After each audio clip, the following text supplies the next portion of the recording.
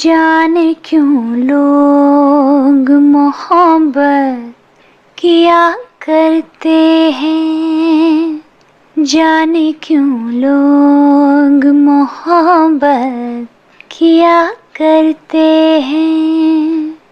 दिल के बदले दर्दे दिल लिया करते हैं, जाने क्यों लोग मोहब्बत किया करते हैं। ये गाना आज इसलिए क्योंकि जिस अदाकारा पर ये गीत फिल्माया गया था, उन्हें भले ही आप उनके नाम से उतना न जानते हो, लेकिन उनका चेहरा देख यकीनन आपको उनकी फिल्में और अदाकारी याद आ जाएगी। 60 से 70 के दशक की मशहूर अभिनेत्री लीना चंदावरकर एक ब्यूटी कॉन्टेस्ट जीतकर फिल्मों में आई थी। वो जहां अपने मासूम चेहरे से किसी का भी दिल जीत लेती थी, वहीं अपनी नज़ाकतों से वो सबके होश उड़ा देती थी। फिल्मों में अपनी अदाकारी से नाम और शोहरत कमाने वाली लीना की निजी जिंदगी किसी ट्रेजेडी से कम नहीं थी। 25 साल की उम्र में लीना ने फिल्में छोड़कर शादी कर ली, लेकिन 11 महीने बाद ही उनके पति की मौत हो गई।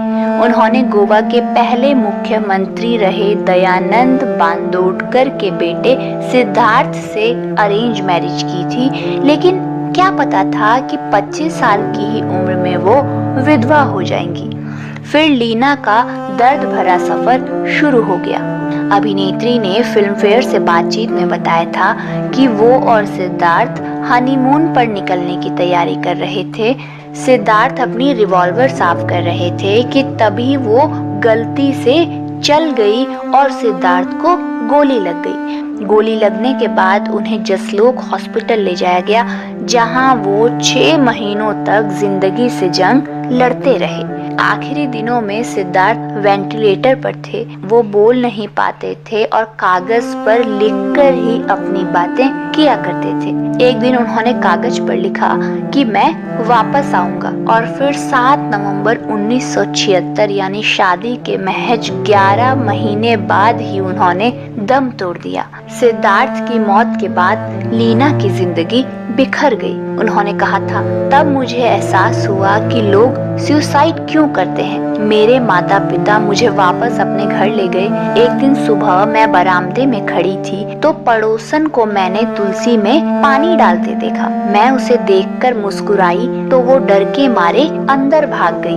उसे लगा कि मैं मनहूस हूँ और सुबह सुबह एक विधवा को देखना अपशकुन है। आपको बता दें कि परिवार के लोग लीना को पति की मौत का कारण बताते हुए उन्हें ताने दिया करते थे। परिवार के रवैये से लीना इस कदर तंग आ गई थी कि वो आत्महत्या करना चाहती थी। वो बस दवाइयाँ खाती रही और सोती रही। लीना की हालत ऐसी हो गई थी कि वो किसी को भी अपने आसपास नहीं देखना चाहती थी। फिर जैसे तैसे उन्होंने खुद को संभाला और उन फिल्मों को पूरा करने के लिए मुंबई लौट आई जो अधूरी रह गई थी। फिल्म प्यार अजनबी है में साथ काम करते हुए किशोर कुमार को लीना पसंद आ गई। दोनों साथ समय बिताते रहे और फिर लीना भी उन्हें पसंद करने लगी। लेकिन लीना के घर वाले इस रिश्ते से नाखुश थे। दरअसल लीना के साथ रिश्ते में आने से पहले ही किशोर कुमार 3 शादियां कर चुके थे, और दूसरी खुश ना होने की सबसे बड़ी वजह ये थी